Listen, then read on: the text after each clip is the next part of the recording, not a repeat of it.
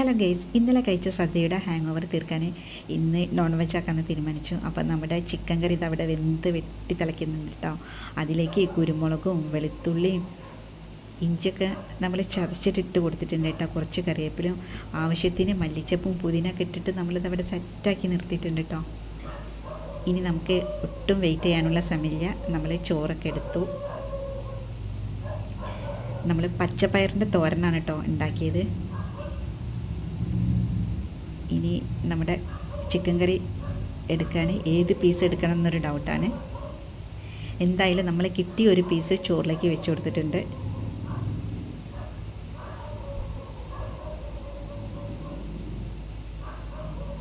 ഒരു 2 പീസും കൂടെ വെച്ചെടുക്കുക.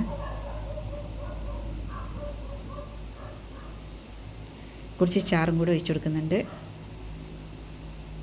നമുക്ക് 2 എഗ്ഗ് കിട്ടിയിട്ടുണ്ട് കേട്ടോ. ഇനി നമ്മളൊരു സ്വയംഭൻ അയിലക്കറി ഉണ്ടാക്കിയിട്ടുണ്ട് കേട്ടോ. ഇത് മസാലയൊക്കെ അരച്ചിട്ട് നല്ല കുറുക്കിയെടുത്തൊരു അയിലക്കറിയാണ്. ഇതിൻ്റെ തലഭാഗമാണ് ഞാൻ എടുക്കുന്നത്. അപ്പോൾ അതും കൂടെ വെച്ച് കൊടുത്തിട്ടുണ്ട്. ഇതിൻ്റെ വീഡിയോ ഒക്കെ നമ്മൾ ഉടൻ അപ്ലോഡ് ആക്കുന്നതായിരിക്കും കേട്ടോ. ഇനി പപ്പടം കൂടെ വെച്ച് കൊടുത്ത് കഴിഞ്ഞാൽ നമ്മൾ ഊണ് കഴിക്കാൻ പോവാണ്. വീഡിയോ ഇഷ്ടപ്പെട്ടുള്ളൊന്ന് ലൈക്ക് ചെയ്യാൻ മറക്കല്ലേ. താങ്ക്